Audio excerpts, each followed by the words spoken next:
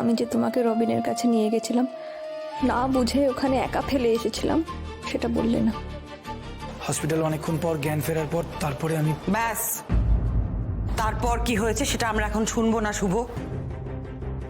তোমার জন্য আমার মেয়ের বিয়ের লগ্ন বয়ে যাচ্ছে, সেটা কি তুমি জানো? তোমার জন্য আমার মেয়ের বিয়েটা আটকে আছে, সেটা বুঝতে পারছো না? এত দায়িত্ব জ্ঞানহীন তুমি কি করে হতে পারো? তাড়াতাড়ি তোমার কাছে পেপারস আর চেক যা আছে বার করে ওদের দাও। ওরা দিব্যেন্দু আর রাইমার বিয়ে দেবে না যতক্ষণ না এই পেপারস গুলো পাবেন। দাও। হ্যাঁ ম্যাডাম, এই তো আমার কাছেই আছে। শুভ, তোমার কমন সেন্সের এত অভাব।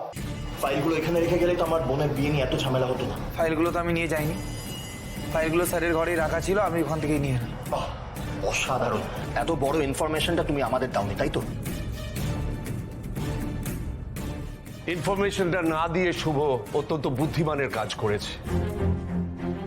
এর আগের বার আমার ঘর থেকে ফাইল গায়েব হয়ে গিয়েছিল। এখানেই শুভর প্রখর বুদ্ধির পরিচয় পাওয়া যায়, যদিও সেটা আমি আগেও পেয়েছি। হিরে চিনতে আমার কোনো ভুল হয়নি। স্যার একবার দেখে নিন সব কাগজপত্র। কোনো প্রয়োজন নেই, আমি তোমাকে বিশ্বাস করি। আমি জানি তুমি কোনোদিন আমার বিশ্বাস ভাঙবে না। যাও। মেসোমশাই, আপনাকে একটা কথা বলি। পৃথিবীতে আর যে কেউ নিজের কথা দিয়ে কথা না রাখতে পারে, কিন্তু পৃথিবী উলট পালট হয়ে গেলেও আমার স্যার নিজের কথা খেলাপ করবেন না। এই ফাইল, এই সবকিছু এই মণ্ডপে আমারই আনার কথা ছিল, সবকিছুর দায় আমার ছিল। তাই যা কিছু বলার আমাকে বলুন। আমার স্যারকে বা এই পরিবারকে প্লিজ অসম্মান করবেন না। দিব্যেন্দু, তোমাকে আমার একটা কথা বলার আছে। হ্যাঁ স্যার, বলুন না। একটু আগেই তোমার বাবা পেপারস গুলো না পেয়ে বিয়েটা ভেস্তে দিতে চাইছিলেন।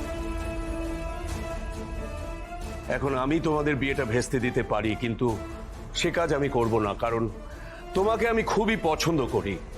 আর তাছাড়া তুমি যে প্রজেক্টটা করতে যাচ্ছ সেটাও আমার খুব পছন্দের। আরো একটা কারণে আমি বিয়েটা ভেঙে যাক চাই না। তার কারণ এই বিয়েটা ভেঙে গেলে আমার দিদি কষ্ট পাবে, আর সেটা আমি কিছুতেই হতে দিতে পারি না। শুভ, দাও। হ্যাঁ স্যার।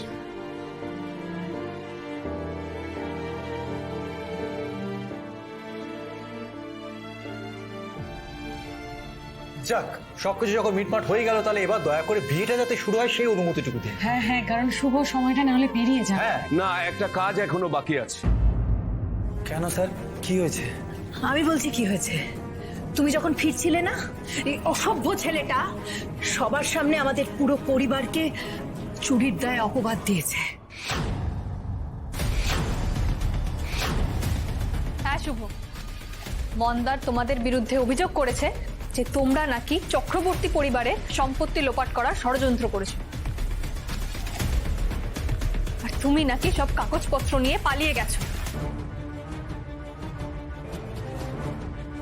আর সবশেষে ও যা করেছে সেটা ক্ষমার অযোগ্য।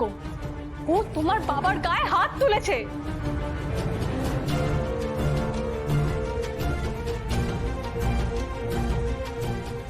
আপনি আমার বাবার গায়ে হাত তুলেছেন, তবু আমি আপনার হাত ভেঙে গুড়িয়ে দিতে পারছি না, শুধুমাত্র স্যারের জন্য। শুভ, চক্রবর্তী বাড়িতে কেউ নিমন্ত্রিত হয়ে এসে অপমানিত হয়েছে এমন কখনো হয়নি। আজ সেই ঘটনাই ঘটেছে। তার জন্য আমি নিজে তোমার কাছে ক্ষমা চাইছি। স্যার, আপনি কি বলছেন স্যার? আপনি এইভাবে আমাদের লজ্জা দেবেন না প্লিজ। লজ্জা তো আমার পাওয়ার কথা। তোমার বাবা মা এই বাড়িতে যেভাবে অপমানিত হয়েছেন, তার জন্য আমারই লজ্জা পাওয়ার কথা। আর যে এই কাজ করেছে সে ওদের কাছে ক্ষমা চাইবে।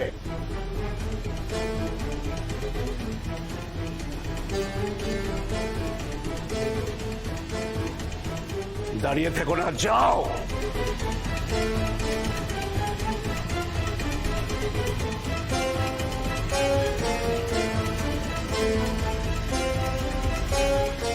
Sorry. Your apology needs to be as loud as your disrespect was. ঠিক যেভাবে তুমি ওদের অপমান করেছিলে, সেই আন্তরিকতার সঙ্গে ওদের পায়ে ধরে তুমি ক্ষমা চাইবে। ক্ষমা চাও।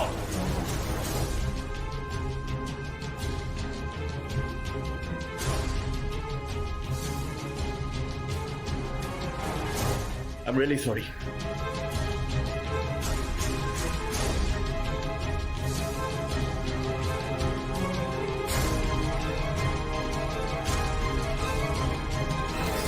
বাবু, এ বাড়িতে এসে আপনাদের যে অপমান হলো তার জন্য আমি ব্যক্তিগতভাবে আপনাদের কাছে ক্ষমা চাইছি। আপনি কি বলছেন স্যার? আপনার মতন দেবতুল্য মানুষ এরকম বললে আমাদের যে পাপ হবে স্যার।